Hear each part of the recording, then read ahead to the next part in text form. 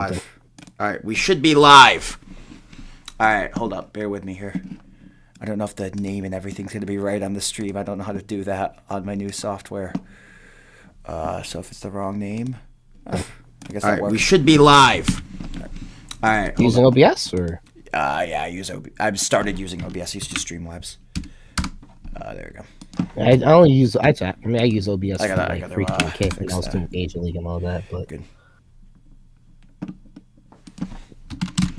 All right, sorry folks, bear with me here 1 second. How is everyone doing here, folks? Welcome on in to the OFL Award Show. I'm trying to stand up for this, but it's not going well because I had to have my headphones on. But Chaos, I don't know if you have the list of awards winners on your end, but Chaos, happy to have you here alongside hosting the award show. We're going to wait for people to kind of trickle on in folks. Here. Welcome on. Oh, all right, let me go ahead and actually post. Let me try to post on freaking. Get my headphones in here. All right. So we're going to go in kind of an interesting order here. So bear with me. I'm going to kind of get down here a little bit more. But how's everyone doing? Okay, we got that live. All right. So let me know when you guys are ready for the first award.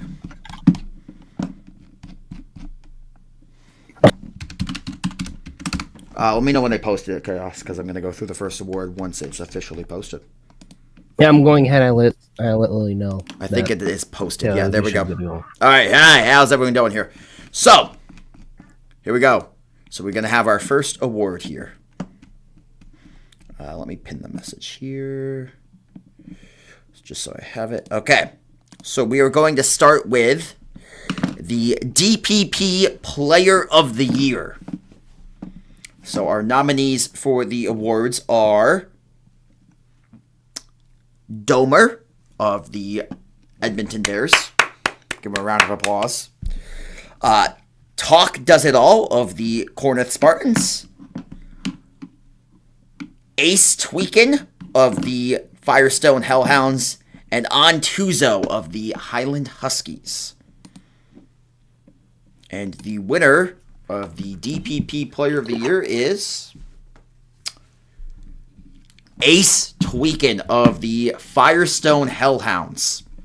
So congratulations to him. He definitely is interesting here. You see him, I mean, obviously the DPP and the Hellhounds, they're in the DPP Championship.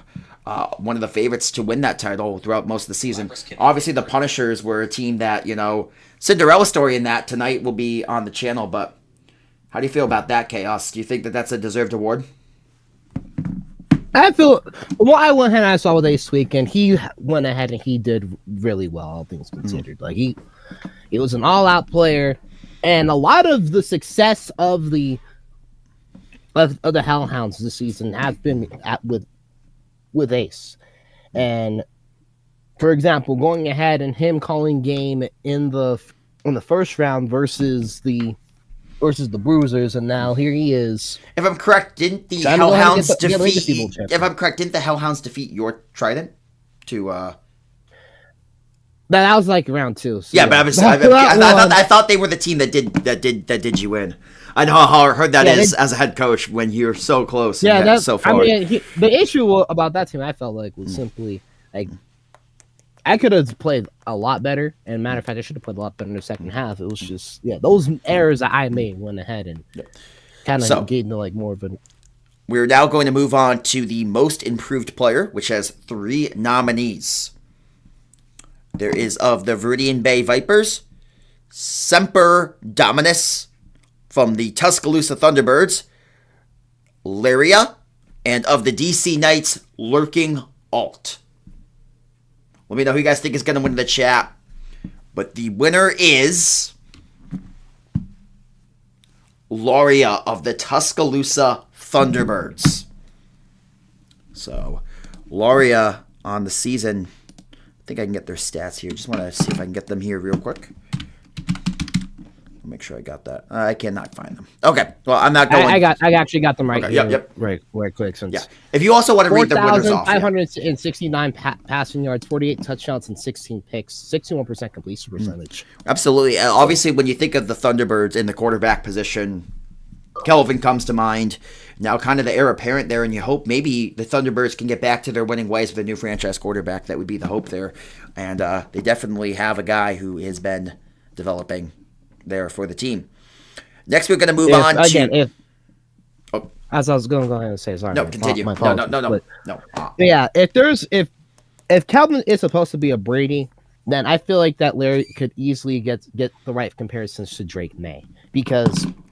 Again, this dude went ahead and has an out-of-nowhere first season at QB, going ahead and, again, second in the league in passing yards and top 10 in passing touchdowns. Like, he is, like, he gets more comfortable to the game and all that. I feel like he's going to go ahead and he could be the next face of the franchise down in Alabama. All right, next up, we're going to look at the referee of the year. And from that, we have of the Warriors, Zyro. Of the Old Football League, Corey in the House. From the Houston Toros, we have Verse Requiem. And from the Outright City Bucks, we have Pooley Horse. And the winner of the referee of the year is Corey in the House. Well deserved. Corey is someone who I know has been very dedicated at whatever they've done. They've been a great media personnel and now a great referee. Someone who we're so thankful to have in the league and who does just a phenomenal job at everything that they seem to do. And I want to give a huge props from the RSN team to Corey in the House in the job that he's been able to do. He's on his job, simple as that. Mm-hmm. So I can't go ahead and I can't say too much about the whole part. It's just... He's been one of the better league staffs that you're gonna go ahead and you're gonna find within like the past 20 seasons. Absolutely. And our next award is going to go to the highlight maker of the year. There were two finalists. They split up all on the year. They split up media into different categories, which I think is a great idea. First of all, so the finalists are Fool, OGS, and Coast Side. And the winner is Fool OGS, the media director who, not much of a doubt there, although I'm going to give a shout out to Coast Side. I don't want to give any negative press to him. I absolutely love the media. That is where my bread and butter is, but it has to go to Fool. He has been brilliant in terms of reviving the Old Football League media department. I have to give him so much credit for that and the ability and the work that he's been able to achieve this season. I speak from this from my own experience as the whole thing. There's very times where is considered a one-man show, and that's the case. I see that as a hyperbole, but if you're gonna talk about Foolish, yeah, he's been like a freaking Chris McCaffrey in 2019. That is a great, by the way, transition. Because that's a great transition into, if you want to talk about Fool in the one-man show, let's look at the graphic of the year winner, where the graphics of the year is between IPA of the Panthers, Back to West of the Spartans, and Fool OGS of the Old Football League media department. And the winner is Fool, as stated. But funny you mentioned one-man show, because Back to West also is a winner. That is a double award winner there, Chaos, and I think both of them absolutely deserve the award. So we got co-winners. Okay. Absolutely, and they well deserved.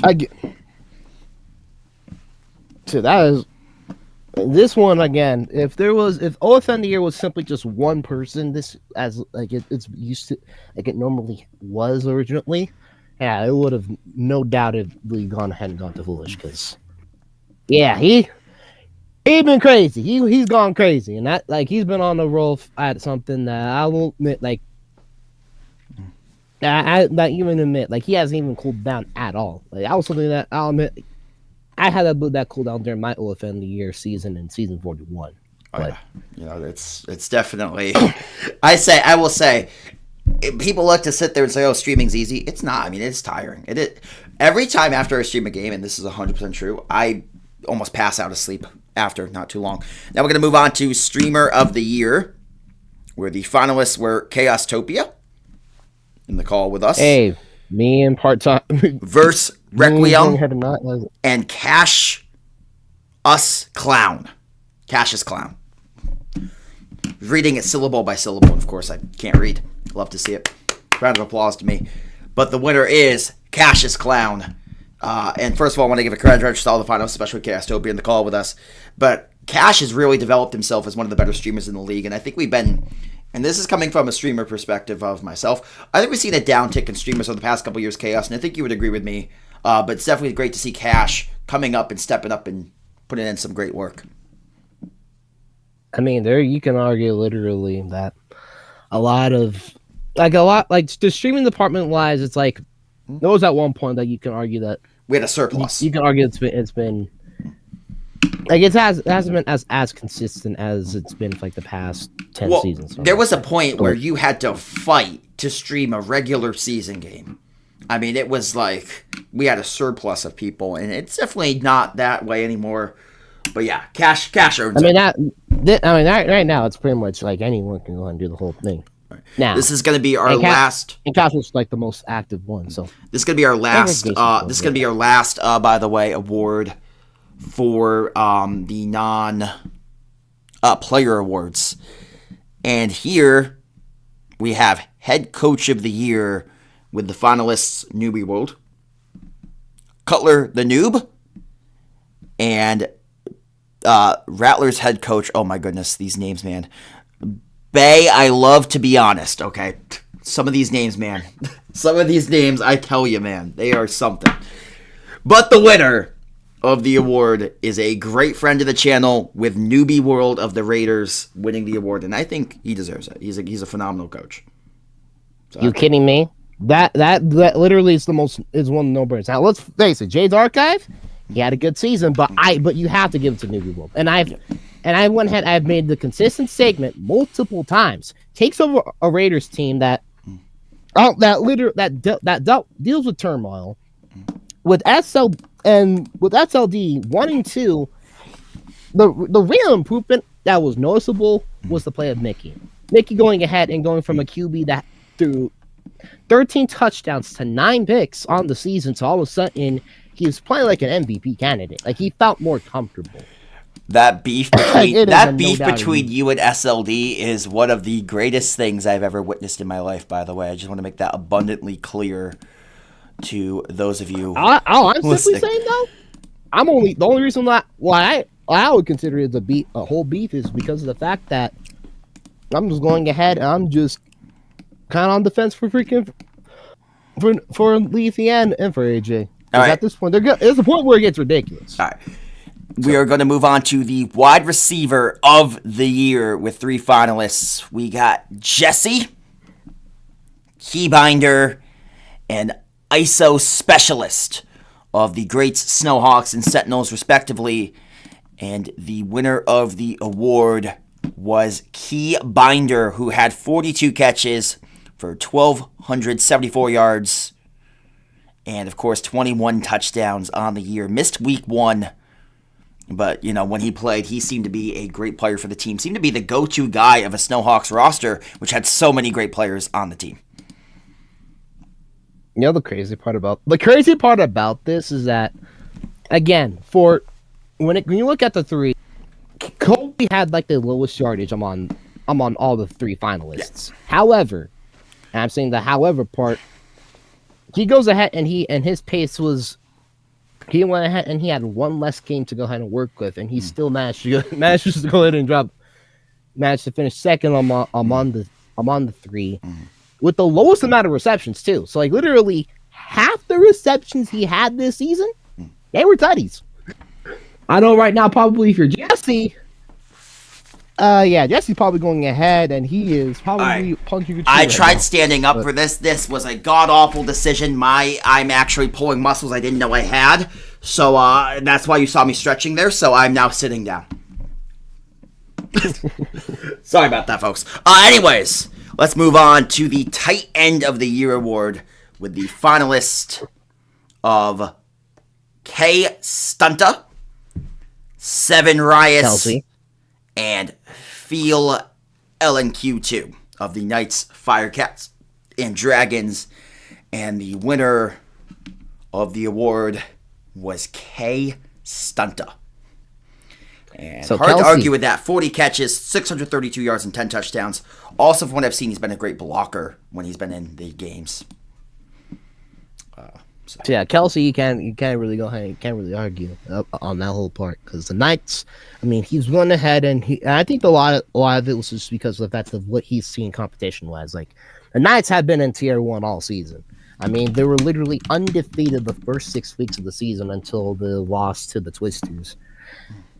Kelsey going ahead and mind my coughing there. Kelsey going ahead and having himself a productive season. And of course, we will be seeing him in the Victory Bowl versus this season down in Brazil. Well, absolutely. Excuse me. My throat's dying from that pre-show. I screamed a little too loud. With that said, we will move on to the Center of the Year award. Center of the Year is the finalists of Batman. I'm wearing a Batman shirt underneath this tuxedo, by the way. 100% true. Irvi London of the Firecats, Batman of the Dragons, Cabby Lai of the Snowhawks, and Nissan of the Sunbirds. And the winner of the award is Nissan of the Sunbirds. And I think well earned. Oh, brother. In the words of a wise man. Okay, never mind. We unfortunately didn't make the Victory Bowl, but shoot. I'm being told here by Lily to tell that Irv initially won Center of the Year, but Nissan. Waiting for it, Lily. Yeah. Waiting. But Nissan's cute. Nissan's cute. Okay, made that part up. But I had to find something to say. I had to find something to say. Don't hate me. No, jokes aside. I don't know what she was gonna say. So I made it up. Yeah, made it up on the spot. That was just starving. Oh, here we go. Anywho, I will say it though. Irv was suspended, so he lost his award. So okay, it's not that Nissan was cute; it's that Irv was not cute. Yeah, Irv went ahead and he went ahead and he'll be spreading. He's right now singing the Akon Blues, aka he's about to get locked up. Won't let him out. Which leads us into Defensive End of the Year, featuring Irvi London, who obviously seems to have been disqualified from awards. Nissan again, Divers of the Dragons, and Henry Cavill of the Twisters, where Nissan again gets the win. So Nissan with another big win of the Sunbirds, and he earned both of those awards when you consider that. He definitely has developed into a phenomenal player, certainly someone who early on in his career I was definitely doubtful of, but he's certainly evolved as a player, and that's the case there. With that, we move on to the line. Yes, sir, for my brother. My apologies for interrupting on that one. No, you're good. I just want to move it on. Cass, I'm not trying to. I just do want to move it on a little quicker because I do want to make sure I am ready for the game at 9 p.m. Just so you know. So I'm going to be speeding up for a little bit here. Hopefully we'll have time a little closer towards the end. With that, we move on to the Linebacker of the Year award of the Jackrabbits Patch, Vikings BTD, and Snowhawks Keybinder are the finalists. And the winner of the Linebacker of the Year award is BTD of the Vikings, playing in the Victory Bowl tomorrow night in Rio. Predictions for him for the game tomorrow, Chaos, real quick.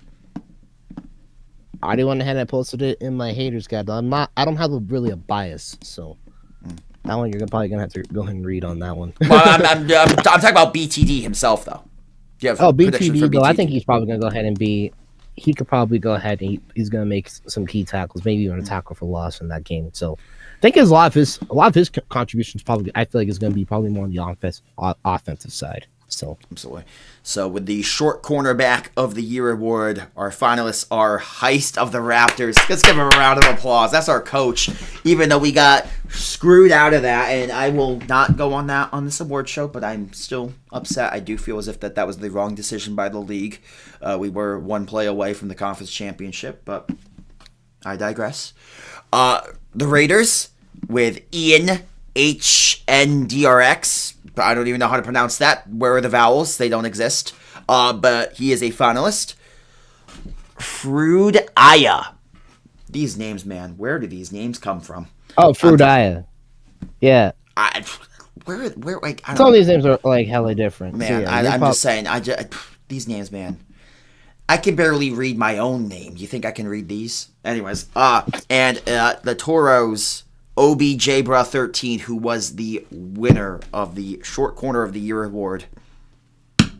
So, congratulations to him. Go ahead, and I'll say from OBJ standpoint, that was a no-brainer because freaking 8 picks at short. No, you gonna win that 9 times out of 10. You will have no business going ahead and losing all that. All right, so we move on to our last couple awards here. We got 6 or 7 awards left. I'm sorry, I did hear that. I already know you went ahead. You went ahead and you wanted to make that joke for freaking no reason, dog. All right, it's cool though. It's cool. Anyways, with that said, the deep corner of the year sees Colony, Young Relly, and Titan Boasa. Why is it? It should be a boss, but it's a Boa S. He's like a boa constrictor. Let me read. Titan of Boas. Yeah, let me Titan of Boas. But Titan of Boas, and then I don't know. YR and Colony. Yeah. So the winner of the award is Colony, but I do want to give a shout out to Young Relly for getting an award nomination in the Big 26. Give him a round of applause first of all. But Colony, Unk still got it. Yeah, Unk still got it, just a little bit, a little left in the tank. But Colony, I mean, I covered a couple Twister games. Their defense was for real. Their offense was one that I was not the highest on, but their defense was legit. They're as good as the Twisters were. And again, that team was talented on top to bottom. Downfall, if you really want to go ahead and consider the downfall, I would have argued it was their defense because of those final drives just getting picked apart left and right. But fair enough. But I feel like that's something you have to deal with. I do feel like their defense throughout most of the year was their stronger suit. Yeah, that's fair. And with that, we move on to the Free Safety of the Year award. And you want to talk about Unk still getting it of the Mustangs. Matthew 0709, a finalist for the award. Unk still got it. And Cyclade, also a finalist for the award of the Tuscaloosa Thunderbirds. And Cooking Ramen, who is the winner of the Free Safety of the Year award of the Core Block Snowhawks. Cooking Ramen is someone, and I was talking about him earlier in the Discord server. He is someone who's really, really developed into his own as... I would argue a top 5 receiver in the history of the game. I mean, obviously it's about him as a free safety, but he is someone who I just think is a brilliant player. And I honestly think you could make a case that he is the best receiver ever because I think he's less selfish than some of the other guys with better numbers than him. I think he plays within his team better. I think you look at some of the other guys that get force-fed more. I think he's someone who will take his ego out of it and pick for guys. I think he's a better pick setter than some of the guys who you might put above him in terms of career numbers. So Cooking Ramen is someone who I have to give my utmost respect and tip my hat towards. I just want to make call that boy Snow Child. That's as a nickname. And I got to say, going ahead and being in tier 1 all season, going ahead and being consistent that late. What the heck type of nickname is that? It's based on if you've listened to the After Hours by The Weeknd, you understand why. There's a lyric in that song, leaving into the night, because chaos in the nicest way. This is the award show, not a talent show, so we don't need this singing. Hey, I go ahead and I'm messing with you. Hey, kiss. I just don't want them to start hearing me singing. So I think that's best for all of us. I think it's best for all of us in the stream chat. That I don't sing. Right, bro. So, right, but if you start singing, I might have to start singing, and then that derails from there. Oh Lord. With that, I think we only have 3 awards left. Let me make sure 4 left. And let me make sure I have all of them. That should be all of them. So we move on to the Quarterback of the Year award, which features, I'll tell you right now, 3rd place, Ethan Fan, 25 of the Twisters. And then the 2 Victory Bowl quarterbacks were the top 2 vote getters in Bailey and AJ. And guys, I want to hear it in the chat. Who do you guys think won Quarterback of the Year? Let's hear it in the chat. Do you think it was Bailey or AJ? And also, give me those Victory Bowl predictions in the chat while we're at it. I'm going to read off their stats here. I'm going to read off Ethan's first. Ethan had, bear with me here, folks. Make sure I get this right. Bear with me. Once I can read them. No, I got it. Ethan had 3,577 yards, 36 touchdowns, 9 interceptions. Bailey had 43 touchdowns, 5 interceptions, and threw for 3,816 yards. Yep.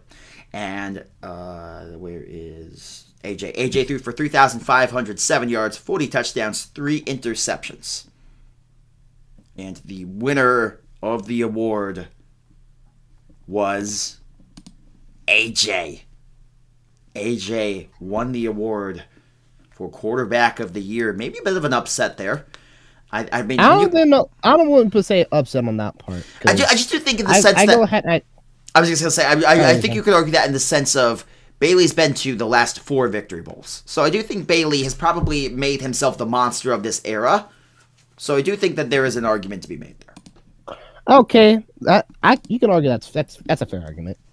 The reason why I say I want to really disagree is that I look at the numbers, and one thing that's been a telltale is its touchdown to hit ratio, which AJ had the highest of them among the finalists with 13.3. So like, I will say though, you do have to consider the fact Bailey did throw more touchdowns and only 2 more interceptions, so it was pretty even in that regard. But Bailey did throw for more yards, and I do think he had slightly better running stats, if I'm correct off the top of my head. Correct me if I'm wrong on that. No, I apologize. It does appear as if they were better. I mean, they were pretty neck and neck, but AJ did have slightly better rushing stats. Mm-hmm. So, okay. Apologize. I stand corrected. With that, we move on to the Defensive Player of the Year, with the finalists being Irv London, obviously disqualified. So that leaves us with 2 finalists of Colony and Cyclade. And the winner is Colony of the Twisters. The Twisters get another award on the board. You know, they definitely, I think they were a team, and I'll say this. With Bailey leaving, I don't think people had them having as high expectations as they've had, and they exceeded those expectations this season. Parker continues to run a phenomenal team over there. Parker does. I think a lot of that success is that when you go ahead and initially looked at it, you thought Ethan at least would be consistent. I mean, passing wise, Ethan's been whenever he has locked in, it's just he can go ahead and he can get it done. It was just my issue I had was it once you get to the playoffs, that's a whole different environment. And yeah.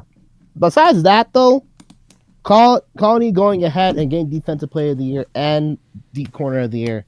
Well done, my brother. Well done. Well, that leaves us with 2 more awards.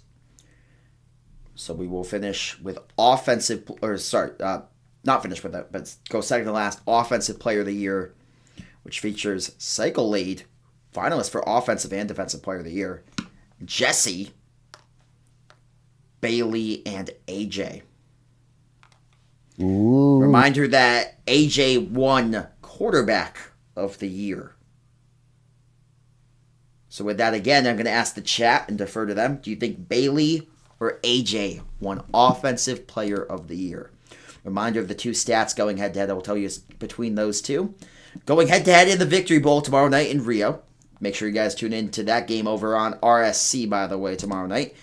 But Bailey, again, 3,806. TikTok or no? I am going to stream on TikTok, but that's not the point. Right now, I will say Bailey, 3,816 yards, 43 touchdowns, 5 interceptions, and AJ, 3,507 yards, 40 touchdowns, 3 interceptions. And I can tell you right now, 2 for 2 as the winner was AJ. This one, honestly, you could have just combined like basically both their numbers. It's a bit. You could still argue it was still a toss up too. Really, I mean, you combine. Look at the totals. You include like the rushing stats. Bailey actually eclipsed 4,000 yards and nearly had 50 touchdowns. So we do have. AJ, yeah, absolutely. Like not that far off. Yeah, I mean, so. I think I would have given it to AJ. I do think AJ had better numbers, but yeah, it's just off the combined numbers. Like you could probably like the total numbers. You could probably could have given it to AJ. But I'm gonna give it AJ Offensive Player of the Year and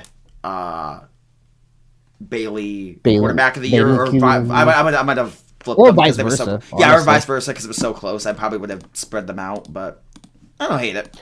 Yeah, sometimes it just how it is. Sometimes if it's that close, I think you spread it out. So we finally have the Most Valuable Player Award.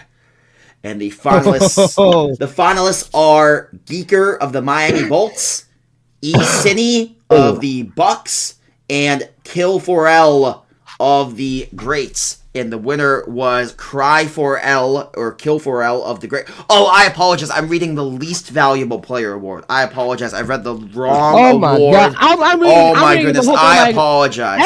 Wait a minute. I apologize. That was the LVP, the Least Valuable Player. I read the wrong award. Let me get now the MVP. Award. All right. So, yeah, that Least Valuable Player thing, yeah, that happens. But now, I apologize. Cutler sent me that, and he sent me the wrong awards. That was the Least Valuable Player. I apologize. I sincerely apologize. All right. Blame Cutler, guys, not me. Do you want me to go ahead and do this one? Because I want to go ahead and give more the emotion on that. Absolutely. So, all right. Yeah, I got you. So the finalists are all 4 of them had won previous awards tonight. The finalists are Cooking Grauman of the Core Blocks Snowhawks, Obi Jabra of the Houston Toros, AJ of the Vikings, and Bailey of the DC Knights. Drop your predictions in the chat. What do y'all think it is? I'm actually going to set up a poll here real quick. We're going to set up a quick poll. Let me know who you guys think is going to win. And Obi Jabra. Sorry. Before I reveal the whole thing, I'm going to go ahead and I wanted to go ahead and talk a quick thing about this whole Center of the Year, D of the Year thing right quick. And that's the fact that, I call if you win Center of the Year and D of the Year, that means you basically are the man of the trenches. Like you went ahead and you dominated, did it on both sides of the ball. You was that brother. So shout out to Nisa on that part. Now, without further ado, ladies and gentlemen, presenting. Right, we ready? No, hold up. I'm going to. I posted a little poll there, so vote in the poll of who you guys think is going to win the MVP award. Real quick here. Who do you guys think will be the MVP? And yes, I'm aware that you said it was LVP. I was messing with you. It was joking. It's a joke. It's a joke, Cutler. But I know you're not too bright, so I know you didn't get that. I understand that. I get it. It happens. Oh, Lord! I had to go ahead and get that out of my system. So right now, the poll is tied between Bailey and Cooking Ramen for the MVP award. And I will tell you, one of those two did win the award. But the question is, who was it of the two? Now, want to take it away? Absolutely. The winner. All right, ladies and gentlemen, presenting to you your winner, the best player, your season 46 Old Football League most valuable player goes to none other Then the cooking man, the ramen. myth, the legend, Kevin. Cooking Yes, ramen. cooking ramen. Congratulations to him. And again, I talked about it earlier. His development as a player has astonished me. He is a phenomenal player and incredibly unselfish. And I think that has to be my favorite aspect of his game. I mean, he was a finalist for going MVP is considered the best at both ways. And Kevin went ahead and was a wide receiver of the year finalist. Did win free safety of the year. Like, he was like, this one, you could have, honestly, that one, you could have easily said that was actually a fair call by the awards committee on that one. So this one was, I would say, was a really good job. So the MVP goes to Kevin, or ours again, the Snow Child. Congratulations to that boy. Even going ahead and doing that as a Snowhawk, too. Kind of. I find it semi-ironic. Just now, just realizing it. So, congratulations to Kevin and that whole thing. Did they send you the All-Pros, actually?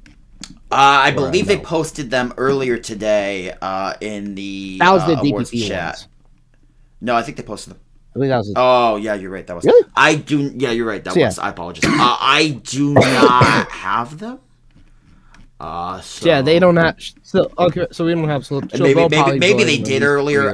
So I didn't see it. But with that said, I want to say, guys, to have a great night, and I will see you guys in just a little bit. We'll be live with the Legacy Bowl, the DPP championship between the Hellhounds and the Punishers. So until then, we'll see you guys soon. And I'd like to give the floor to Chaostopia. Of the last words here, I want to ask Chaostopia 3 questions. 1, do you agree with most of the awards? Do you have any disagreements? Again, this one's actually this one was really fair. Like, you couldn't really go ahead and can't really disagree on that whole part. Although, like, the one award that I might disagree on, honestly, looking back at it, yeah, none of them. But yeah, still though. Just kind of surprised I actually was a finalist for Streamer of the Year because I was barely active as hell, bro. Absolutely. But so the second question, Legacy Bowl in about 15 minutes or so. Predictions. The Legacy Bowl, bias-wise, I hope the Hellhounds win because, and if you've seen what Ocean Deer Chaosiu has been up to, you guys can understand why. Non-bias wise, I feel like that it's going to be a 50-50 game. Again, I do hope that the Hellhounds win because excellency needs to be earned tonight.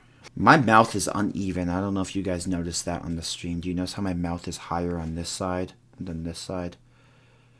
Anyways, with that said, Victory Bowl prediction. Do you have a final prediction here before tomorrow night? Like I said, with the whole thing was just from earlier is that I went when I posted the haters guide to the Victory Bowl. If how it's gonna go ahead and be both ways, so I'm gonna go ahead and actually I'm going to pull up what I put ahead and put down. Which, if the Vikings do win this game, I feel like it's gonna be a 44-40 game. And if the Nitro will be 39-36, with Bailey going ahead and milking the clock to go ahead and end it.